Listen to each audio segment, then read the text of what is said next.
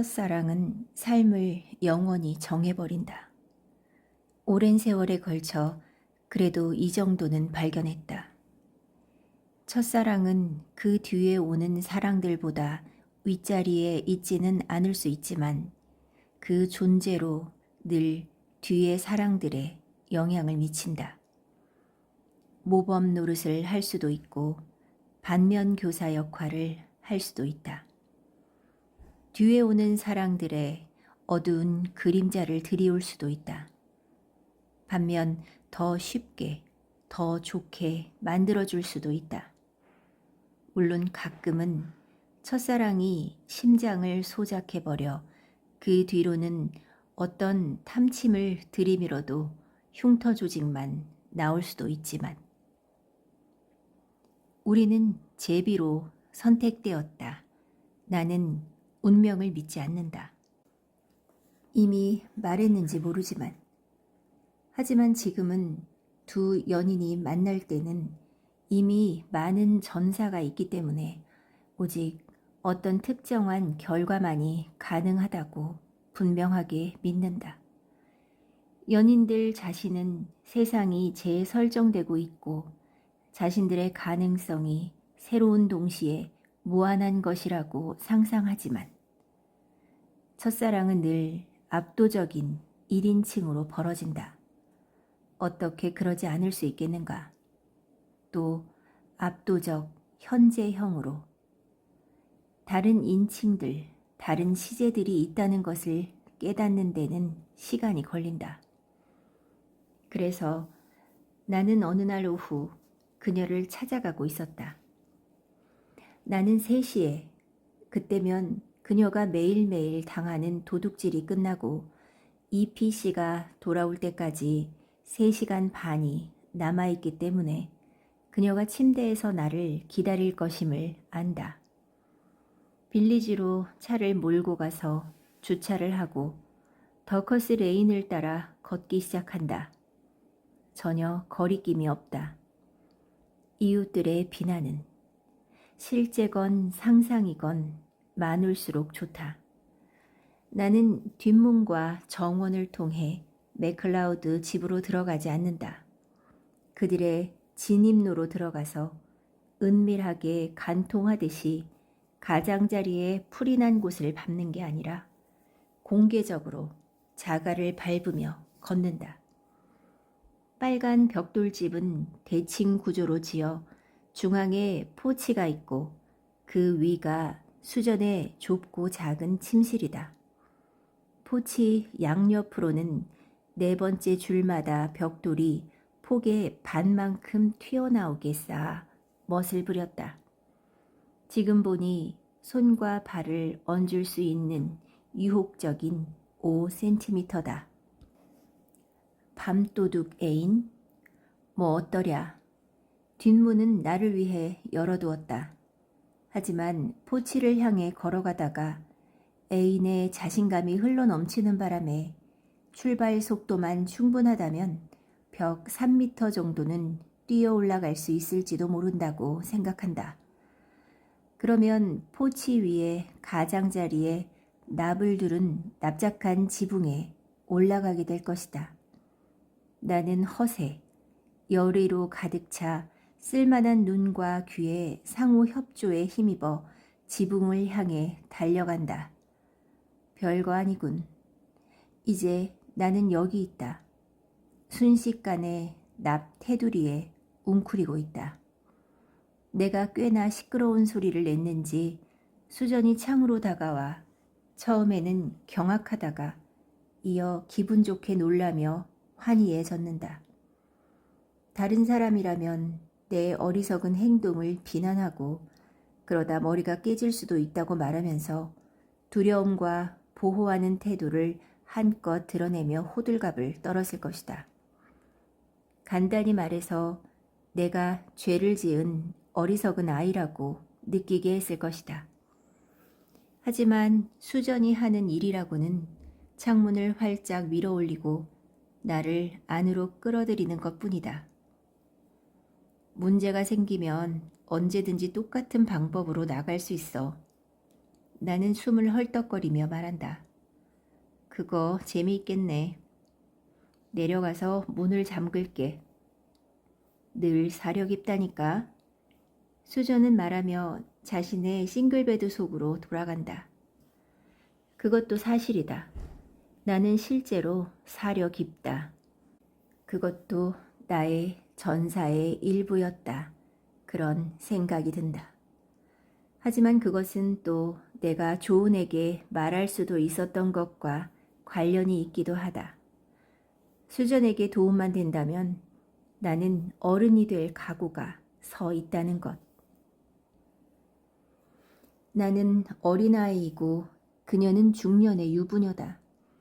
나에게는 냉소주의가 있고 삶에 대한 이해라고 알려진 것이 있다. 하지만 나는 냉소주의자일 뿐만 아니라 이상주의자이기도 해서 문제를 해결할 의지와 힘을 다 갖고 있다고 확신하고 있다. 그러면 그녀는? 그녀는 냉소주의적이지도 이상주의적이지도 않다.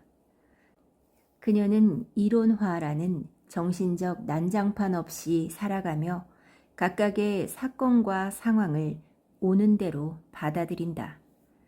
그녀는 벌어지는 일에 웃음을 터뜨리는데 때때로 그 웃음은 분명하고 고통스러운 진실을 생각하지 않는 방법, 피하는 방법이기도 하다.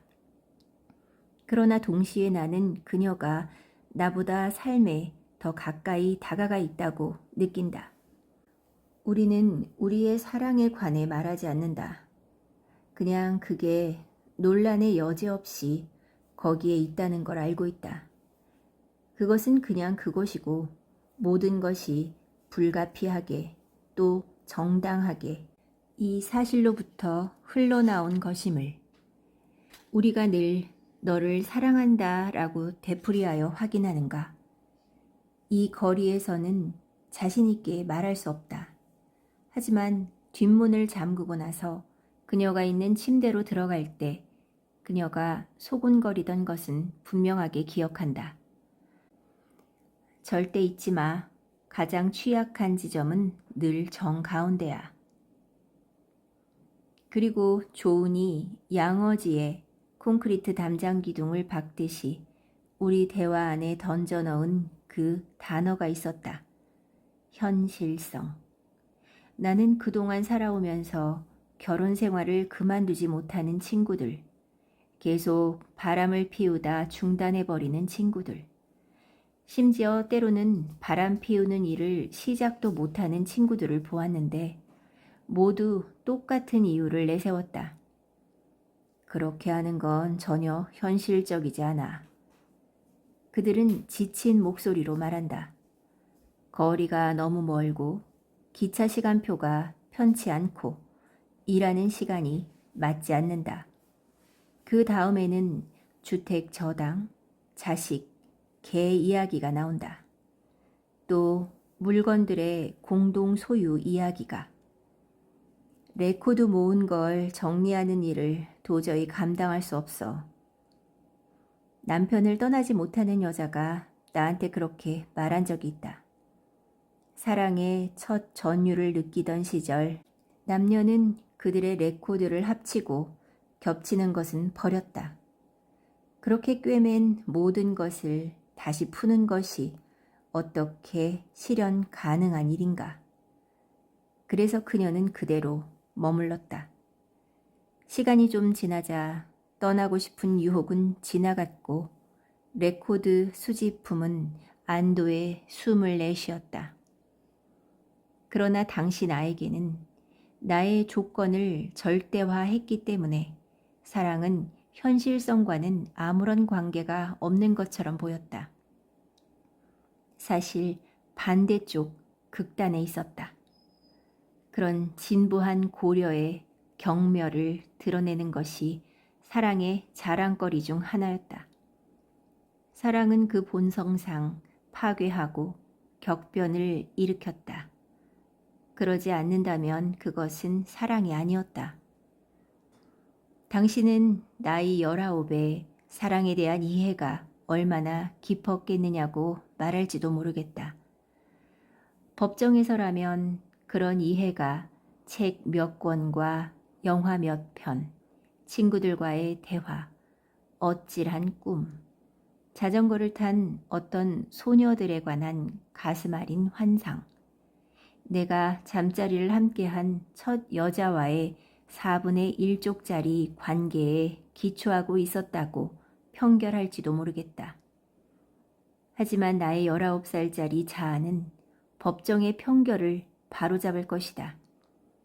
사랑을 이해하는 것은 나중에 오는 것이고 사랑을 이해하는 것은 현실성에 근접한 것이고 사랑을 이해하는 것은 심장이 식었을 때 오는 것이다.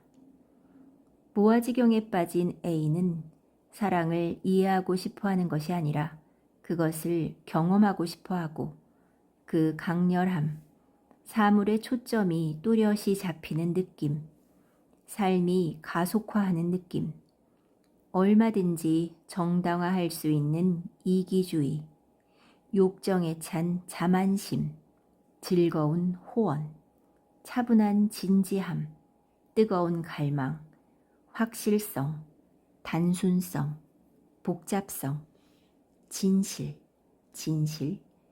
사랑의 진실을 느끼고 싶어 한다. 사랑과 진실, 그것이 나의 신조였다. 나는 그녀를 사랑하고 나는 진실을 본다. 그렇게 간단해야 한다. 우리가 섹스에 조금이라도 능숙했을까? 모르겠다. 우리는 그 생각은 하지 않았다. 한편으로는 당시에는 어떤 섹스든 정의상 좋은 섹스로 보였기 때문이었다. 하지만 동시에 우리가 그 전에나 그 동안에나 그 후에나 그 이야기를 거의 하지 않았기 때문이기도 했다. 우리는 섹스를 했고 서로에 대한 사랑의 표현으로서 섹스를 믿었다. 신체적으로나 정신적으로나 그것이 우리에게 다른 만족을 주었을 수도 있지만 그녀가 몸이 냉랭하다는 이야기를 들었다는 말을 한 뒤로 나는 나의 방대한 성적 경험에 기초하여 젠체하며 그 생각을 물리쳤고 그 문제는 다시 이야기되지 않았다. 가끔 그녀는 끝난 뒤에 속삭이곤 했다. 잘 쳤어, 파트너. 가끔 더 진지하게, 더 불안하게 말하기도 했다. 아직 나를 포기하지 말아줘, 케이시 폴. 나는 그 말에도 뭐라고 대꾸해야 할지 알지 못했다. 이따금씩 침대에서가 아니라 이 점은 분명히 밝혀두어야겠다. 그녀는 말하곤 했다. 당연히 너한테는 여자친구들이 생길 거야. 그건 옳고도 지당한 일이지. 하지만 그것은 내게는 옳게도 지당하게도 보이지 않았다. 심지어 타당해 보이지도 않았다. 또 한 번은 그녀가 숫자를 언급했다. 그 숫자는 물론이고 맥락도 기억하지 못한다. 하지만 우리가 사랑을 나눈 횟수에 관해 이야기하고 있는 게 틀림없다는 사실을 서서히 깨달았다. 그걸 세고 있었어? 그녀는 고개를 끄덕였다. 이번에도 나는 당황했다. 나도 세고 있어야 했던 것일까? 그렇다면 나는 무엇을 세야 했을까? 우리가 함께 잔 횟수인가 아니면 나의 오르가즘 횟수인가? 나는 그런데 조금도 관심이 없었고 왜 그녀가 그런 생각을 하게 되었는지 궁금했다. 거기에는 뭔가 숙명론적인 것이 있었다. 내가 갑자기 사라졌을 경우에 그녀가 쥐고 있을 수 있는 뭔가 손에 잡히는 것, 계산 가능한 것이 있어야 한다는 것처럼. 하지만 나는 갑자기 사라지지 않을 것이었다. 그녀가 다시 나의 미래의 여자친구 이야기를 했을 때 나는 아주 분명하고 확고하게 그녀가 늘 내 인생에 있을 것이라고 말했다. 무슨 일이 벌어지더라도 그녀를 위한 자리는 늘 있을 것이라고. 하지만 나를 어디에 집어넣을 건데, 게이시폴? 죄악의 경우 모든 설비가 갖추어진 다락방에. 물론 비유적으로 한 말이었다. 낡은 잡동사니처럼 나는 이런 대화가 싫어지고 있었다. 아니, 나는 되풀이했다. 수저는 늘 거기 있을 거야. 네 다락방에? 아니, 내 마음에. 진심이었다. 정말로 진심으로 한 말이었다. 다락방과 마음, 모두, 평생. 나는 그녀 안에 공황이 있다는 것을 깨닫지 못했다. 내가 어떻게 추측이나 했을까? 나는 그것이 내 안에만 있을 뿐이라고 생각했다. 이제 뒤늦게 그게 모든 사람에게 있다는 것을 깨닫는다. 그것은 우리의 필멸성의 한 조건이다. 우리에게는 그것을 가라앉히고 최소화하는 예의의 규약, 농담과 일상, 수많은 기분 전환과 오락의 형식이 있다. 하지만 우리 모두의 내부에는 터지기를 기다리는 공황과 지옥이 있다고 나는 확신한다. 나는 그것이 죽어가는 사람들에게서 터져나오는 것을 보았다. 인간 조건과 그 만성적 슬픔에 대한 마지막 항의로서. 하지만 그것은 우리 가운데 가장 균형이 잡히고 합리적인 사람 안에도 있다. 그저 적당한 환경이 필요할 뿐이고, 그러면 반드시 나타난다. 그럴 때면 그것에 휘둘리고 만다. 이 공황 때문에 이런 사람들은 신에게 가고, 저런 사람들은 절망에 빠지고, 이런 사람들은 자선 사업을 하고, 저런 사람들은 술을 마시고, 이런 사람들은 감정적 망각에 빠지고, 저런 사람들은 다시는 심각한 일이 자신을 성가시게 하지 않을 거라는 희망을 품을 수 있는 삶으로 간다. 우리는 테니스 클럽에서 아담과 이브처럼 추방을 당했지만 예상했던 스캔들은 터지지 않았다. 성 미가엘 교회의 설교단에서 비난을 하지도 않았고, 애드버타이저 앤 가제트에서 폭로를 하지도 않았다. 미스터 맥클라우드는 까맣게 모르는 것 같았고, 미스 G와 미스 NS는 당시 해외에 있었다. 우리 부모는 절대 그 일을 입에 올리지 않았다. 그래서 진짜건 가장한 것이건 매우 영국적인 무지와 당혹의 조합에 의해 아무도 조언을 빼고는, 그것도 나의 권유에 따른 것이었지만, 그 이야기의 존재를 인정하지 않았다. 빌리지의 북은 울려대고 있었을지 모르지만 모두가 그 메시지를 듣는 쪽을 선택한 것은 아니었다. 그래서 나는 안도하는 동시에 실망했다. 빌리지가 닫힌 문 뒤가 아닌 곳에서는 스캔들로 만들기를 거부한다면 스캔들을 일으키는 행동의 이점, 기쁨이 뭐겠는가? 하지만 나는 안도했다. 그것은 수전에 생각 중인 시기가 끝났다는 뜻이었기 때문이다. 다른 말로 하면 우리는 심호흡을 하며 다시 함께 침대에 들어가기 시작하여 전과 같은 많은 위험을 감수했다. 나는 그녀의 귀를 쓰다듬고 토끼 같은 이를 두드렸다. 한 번은 모든 것이 여전히 똑같다는 것을 보여주기 위해 튀어나온 벽돌을 이용해 포치에 올라가 그녀의 침실창을 통과했다. 나중에 보니 그녀에게도 도주자금이 있었다. 거기에는 500파운드 이상이 있었다.